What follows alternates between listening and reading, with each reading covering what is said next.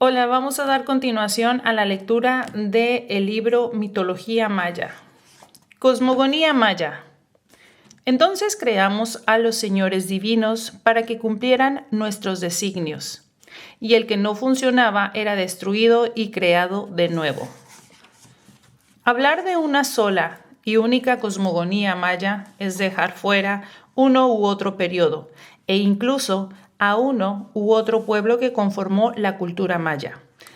En la etapa protomaya, por ejemplo, los dioses estaban al servicio del hombre que los creaba y no al revés.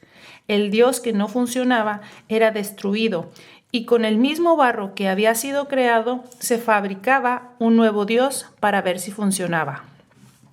Por ejemplo, para pedir que cesaran las lluvias, porque en esa región del mundo la lluvia es abundante y persistente. Se fabricaba un dios y si éste no era capaz de detener la molesta lluvia, se le gritaba, maltrataba y finalmente destruía. Luego, con sus desechos, se fabricaba otro dios que debía contener el agua para no correr la misma suerte que el anterior, y así sucesivamente hasta que dejara de llover. El cosmos y el origen del hombre no eran importantes, porque para los primeros mayas el hombre había existido siempre, y lo que ha existido siempre no requiere origen alguno. En el primer periodo, junto con las jerarquías sociales, aparecen los señores divinos, dioses que rigen sobre el destino de los hombres, algunos terribles y exigentes, otros sabios y benevolentes.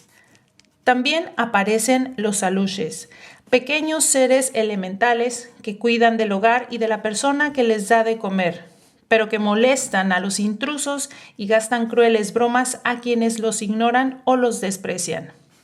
Las Stabai los acompañan como ninfas o súcubos que seducen a los jóvenes por los caminos oscuros con el fin de agotarlos sexualmente, castrarlos o matarlos si no les cumplen, indicando así las nuevas reglas morales y sociales con respecto al sexo entre la juventud maya.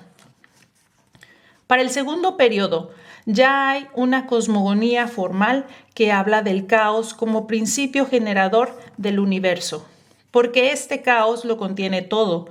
Sin embargo, se mantiene el principio de inmanencia, es decir, de la eternidad del universo en muchos de sus sectores, con aguas estelares eternamente estáticas, mientras otras cosas cumplen ciclos de nacimiento y muerte, creación y destrucción, transformación eterna y constante.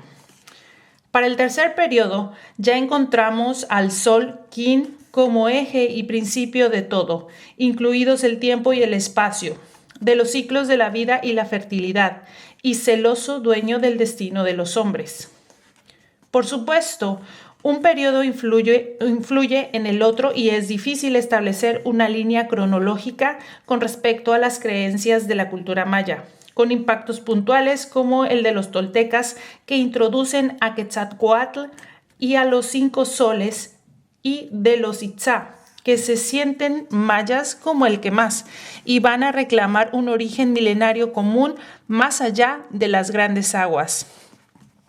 Por supuesto, primero la colonización y luego la mexicanización han añadido sesgos y sincretismo a las leyendas de la mitología maya, por no hablar de las influencias religiosas y morales del judeocristianismo que han intentado no solo influir y cambiar contenido, sino borrar alguna por considerarla del todo blasfema, logrando con ello, como suele suceder en estos casos, una mayor resistencia y persistencia de las culturas ancestrales, que en el caso de los pueblos mayenses ha sido ejemplar. El principio de todo. En un principio no había principio porque ya estaba todo pensado, dicho y preparado para que así fuera. Las luces y las sombras ya estaban ahí.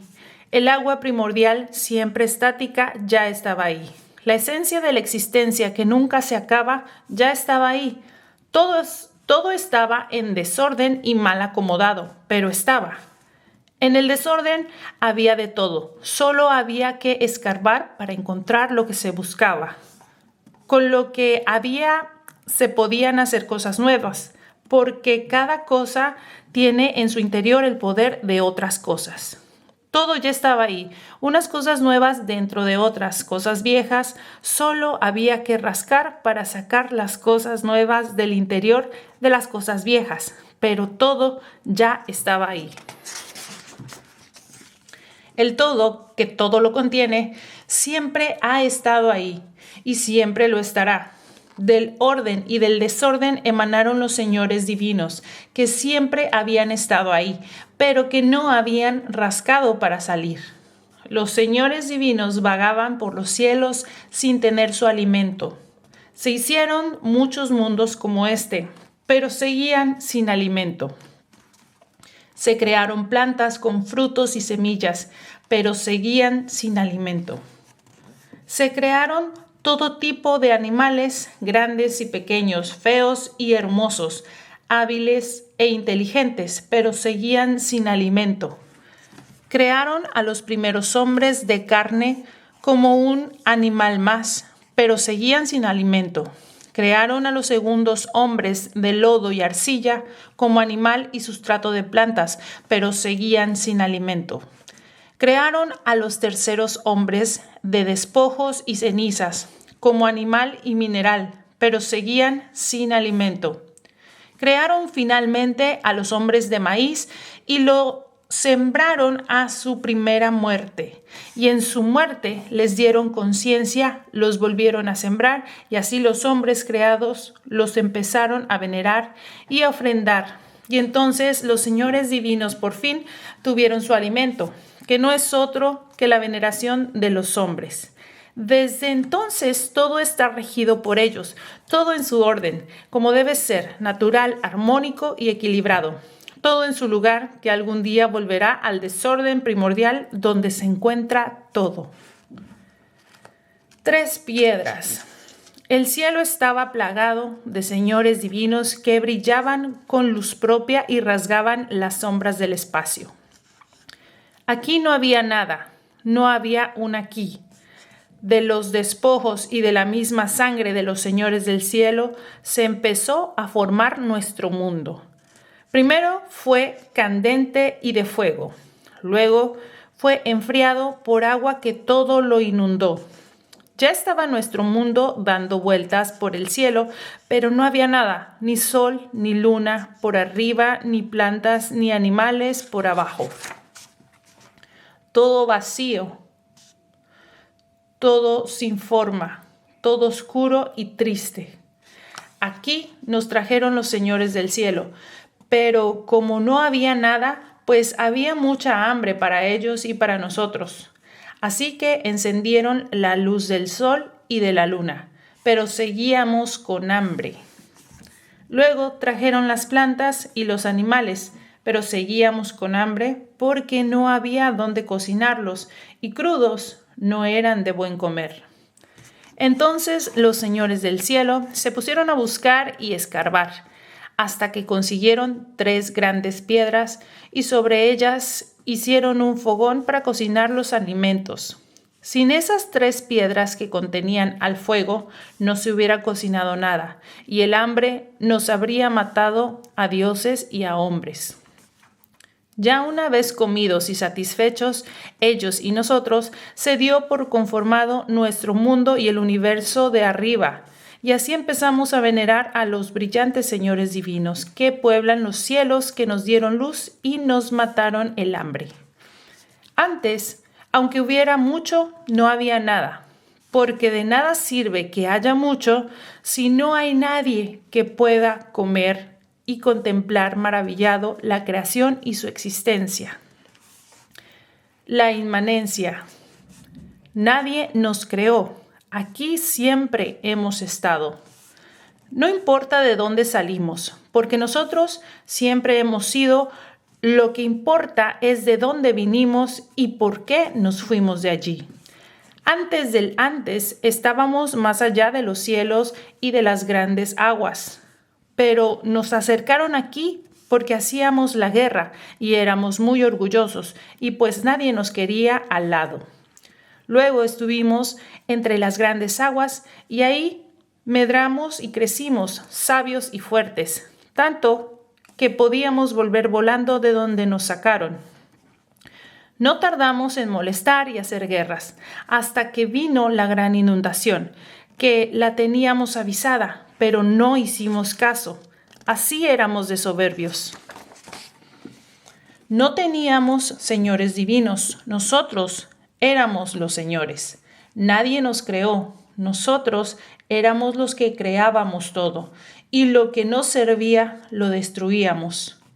Pero la inundación pudo con nosotros, nos destruyó, nada pudimos contra ella, y eso que teníamos muchas cosas para combatirla, pero nos ganó. Los que pudimos nos vinimos para acá y aquí estamos, como hemos estado siempre en otros lados. Muchos se perdieron y volvieron al lugar donde no se tiene cuerpo. Tuvimos todo y ya no teníamos nada.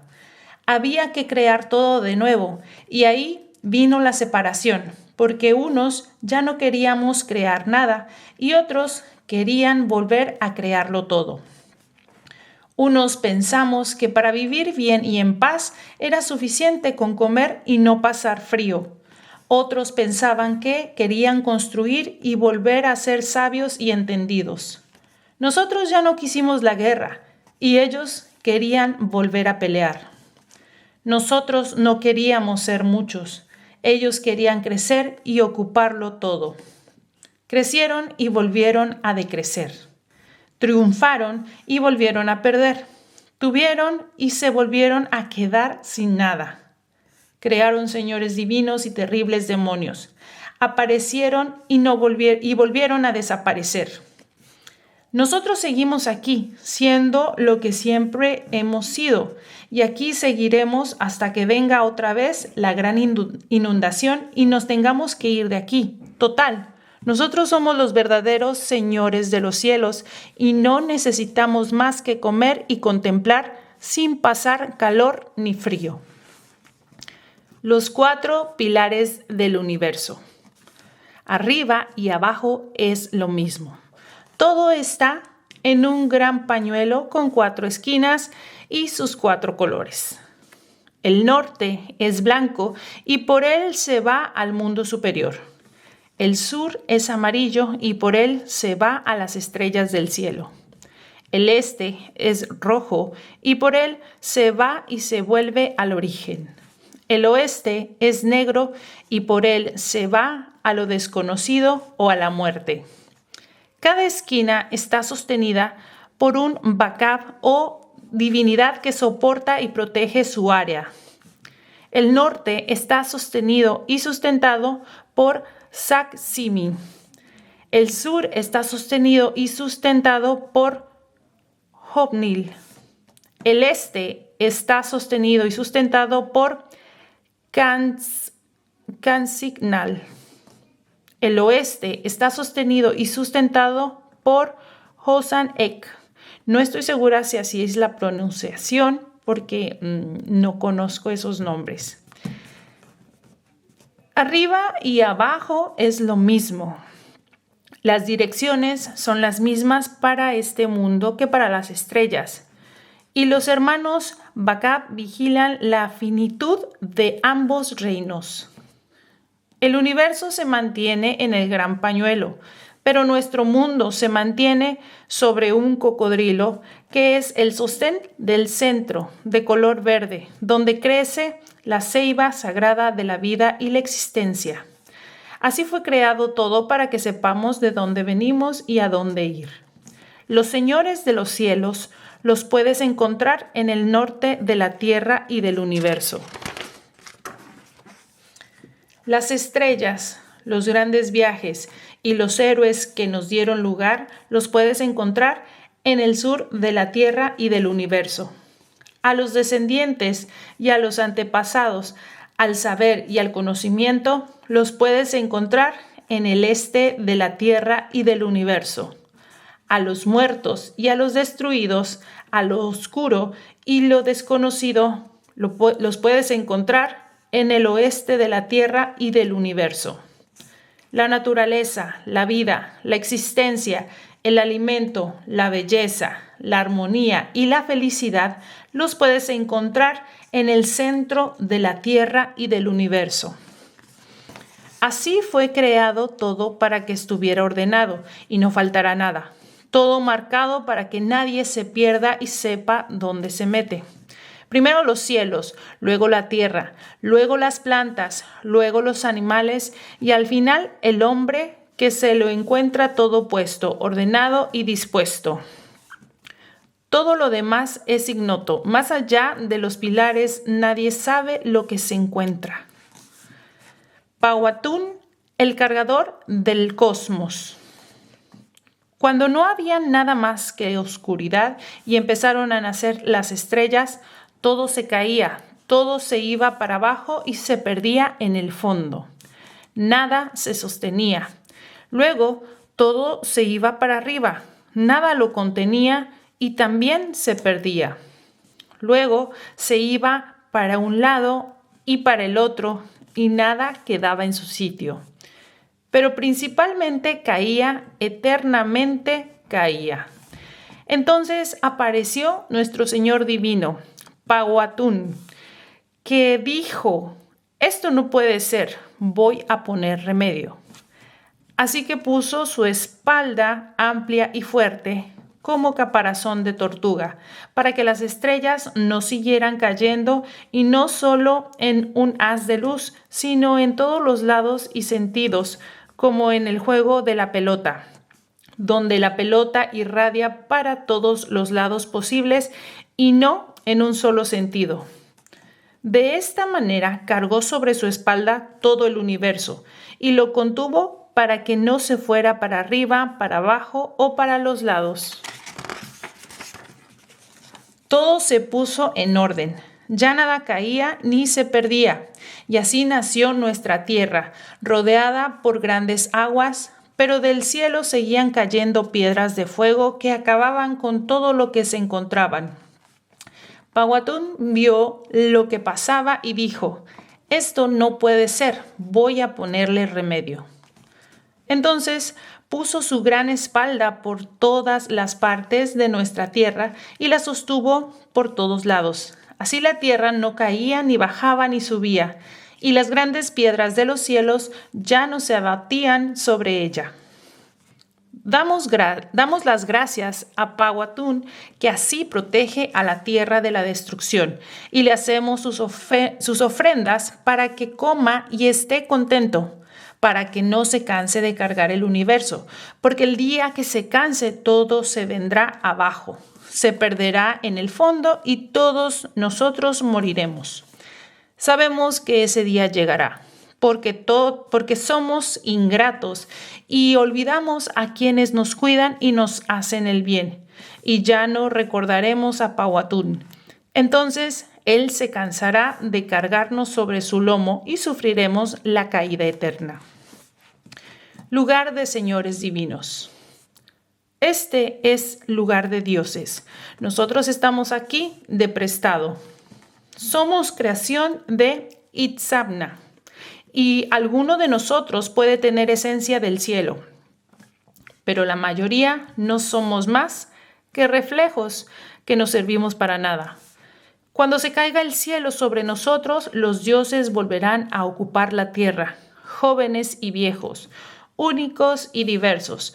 Todos poderosos vendrán cuando ya no estemos nosotros, como estaban antes de que nos crearan y nos dieran este lugar como aposento. Ellos no son muchos, pero son verdaderos, porque exprimieron al caos y lo pusieron en armonía para que todo fuera posible. Nosotros somos muchos, pero no todos somos verdaderos, ni sabemos hacer otra cosa que comer y dormir. Ellos vendrán y se quedarán, y nosotros nos iremos para siempre. Caos, orden, caos. Cuando no teníamos cuerpo, cuando solo éramos sueños y pensamientos, ráfagas de aire y viento en las fauces y el vientre de la gran bestia del caos, nos podíamos comparar con los señores divinos, porque al igual que ellos fuimos egoístas y poderosos, irascibles y violentos, y no queríamos que nada ni nadie nos hiciera sombra. Y eso, que solo éramos potencia de lo que pudimos ser. Sueños y pensamientos de la gran bestia del caos. De ella salió todo, porque en ella estaba todo contenido. Ella impregnó la nada con su presencia y la preñó. La gran bestia del caos se calmó tras preñar a la nada, y poco a poco todo fue tomando forma y estabilidad. Luego todo se fue encadenando y emergieron los señores de los cielos como las estrellas que vemos por la noche. Algunos de ellos formaron nuestro mundo y se hicieron responsables de su existencia. El Señor del Sol y la Señora de la Luna vieron su fecundidad. El Señor del Sol, además, creó los ciclos de los tiempos. El Señor de las aguas dio su fertilidad a los seres grandes y pequeños, plantas y animales, y más tarde a los hombres cuando dejaron de ser un sueño y se convirtieron en realidad. El Señor del viento esparció la vida y refrescó al ambiente para que todo creciera y progresara. El Señor de la muerte llegó al final para recordarnos que todo acaba tarde o temprano y que tras muchas vidas y tiempo, la gran bestia del caos volverá para contenernos de nuevo en su vientre y en su pensamiento, porque solo somos eso, una ilusión, un sueño, y tarde o temprano todo volverá al caos inicial. El Señor de los cielos llegó cuando todo estaba hecho, para dominar sobre el resto de los dioses y ser el único en la veneración de los hombres, prometiendo salvación cuando llegara de nuevo el caos, a cambio de sumisión y sacrificio. Del mismo inframundo. Antes todo era muerte, todo era oscuro, todo era inframundo, todo era Xibalba. Los señores divinos vivían en esa oscuridad de muerte. Ahí vivían, comían y dormían, pero no salían. Ahí jugaban a la pelota, ahí lloraban y allí reían. No fueron los primeros, no lo creas. Tardaron mucho en aparecer. Estaban en lo oscuro, en donde están los muertos. El mundo ya estaba antes de que ellos llegaran. Las flores y los árboles ya estaban. Las abejas y los alacranes ya estaban. La ceiba y el arbusto ya estaban. Las semillas y los frutos ya estaban. El jaguar y la tortuga ya estaban. Los monos que gritan ya estaban. Los humanos, sus mujeres y sus hijos ya estaban. Ellos salieron de su mundo oscuro y de muerte porque escucharon nuestros cantos y vieron nuestra alegría sembrando y jugando a la pelota. Entonces salieron de su oscuridad y muerte y se vinieron para acá. Solo a uno dejaron en su lugar para que vigilara que nadie entrara si no estaba muerto y oscuro. Ellos nos querían echar de nuestro lugar y nos amenazaban. Ellos decían que eran muy poderosos y que iban a acabar con nosotros si no les dejábamos nuestro lugar, porque los molestábamos con nuestros cantos, nuestra siembra y nuestro juego de pelota. Pero no nos fuimos. Movieron una montaña, pero no nos fuimos. Hicieron un gran fuego, pero no nos fuimos. Lanzaron rayos desde el cielo, pero no nos fuimos. Hicieron grandes lluvias, pero no nos fuimos. Hicieron que temblara muy feo la tierra, pero no nos fuimos. Entonces nos echaron una apuesta al juego de la pelota y la aceptamos. Si perdíamos, nos íbamos, y si ganábamos, nos quedábamos. Ellos eran muy grandes y poderosos y creyeron fácil nuestra derrota. No creían que nuestros jugadores pudieran ganarles. Se echaron a reír cuando vieron a los gemelos, pequeños y flacos, que iban a jugar contra ellos. Pero nosotros sabíamos que los gemelos eran rápidos, duros y decididos, y que a nada le tenían miedo. Los señores divinos perdieron y les dio harta rabia, y no querían cumplir su promesa. Querían ajusticiar a los gemelos, pero los escondimos en las ramas de la ceiba para que no pudieran hacerles venganza por haberles ganado en el juego de la pelota. Al final se conformaron y aquí se quedaron, aguantando cantos, siembras y ruidos y gritos cuando jugábamos a la pelota. Se quedaron para ver si encontraban a los gemelos y hasta fueron a molestar a su abuela, pero nunca los encontraron. Puede que se hayan vuelto a su mundo oscuro y muerto, porque ya no los hemos visto, aunque algunos dicen que los oyen merodeando por las ceibas a ver si se topan con los gemelos que los derrotaron. Pero eso fue hace mucho tiempo y los gemelos ya fueron padres y hasta abuelos, y sus huesos fueron sembrados junto a la ceiba, y ahí va gente que los venera como si fueran sus ancestros. Nosotros siempre hemos estado aquí, antes y después que los señores divinos vinieran con sus exigencias saliendo de su mundo oscuro y muerto. Lo demás es puro cuento. Cosmogonía diversa. Como puede observarse, la cosmogonía maya es amplia, diversa e incluso caótica, con dioses que llegan o aparecen tarde, como Hunab-Ku, un dios con pretensiones de unicidad y monoteísmo, Señor de los cielos que está por encima de todos y que no pide, sino que exige sometimiento y sacrificio, obediencia ciega y fe completa. Tanta que muchos investigadores piensan que, además de tardío, parece impuesto por la religión católica y no por los sacerdotes mayas del último periodo. En mitología comparada se pueden encontrar ciertas similitudes con la mitología hindú, cultura que incluso tiene connotaciones idiomáticas similares a la cultura maya, que en sánscrito significa ilusión, o como en el caso de creerse producto de un sueño de Vishnu en la mitología hindú y de la gran bestia del caos en la mitología maya. La misma palabra maya crea polémica entre los lingüistas e investigadores, ya que para algunos es una palabra náhuatl que significa antepasado, aunque nada en la cultura náhuatl haga mención o indique que los mayas fueran sus antepasados. También hay quien la interpreta como pueblo de Dios o pueblo elegido, e incluso alma eterna o sueño del Señor, aduciendo al posible parentesco con la palabra Mahatma del sánscrito, que mientras que los estudiosos más serios y apegados a la realidad inmediata y objetiva aseguran que la palabra maya quiere decir sedimento o base de las piedras calizas que utilizaban en la construcción de sus casas y pirámides.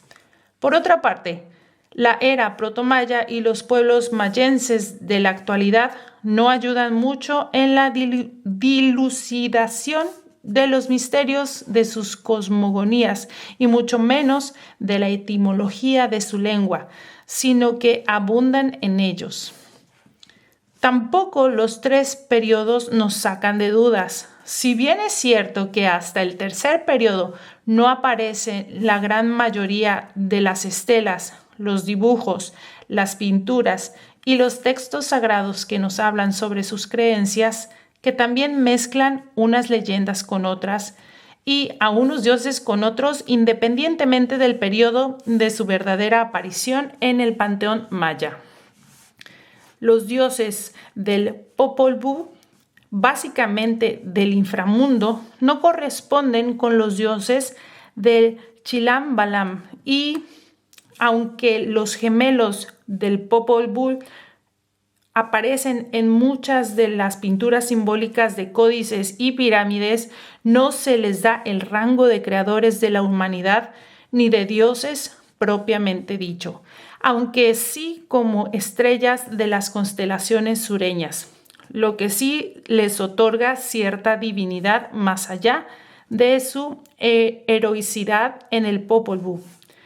De hecho, y como se señala al principio de este capítulo, parece que a los primeros mayas no les importaba mucho el origen del universo ni tampoco el de la humanidad, como veremos en el próximo capítulo, sino el lugar físico de donde antes de ocupar las tierras del sur mexicano y la península yucateca, porque los mayas tenían un sentido de inmanencia, de haber existido siempre, solo que en otro lugar o lugares desaparecidos a causa de una terrible catástrofe natural. Bueno, pues hasta aquí le dejamos hoy. Muchísimas gracias y nos vemos en la siguiente.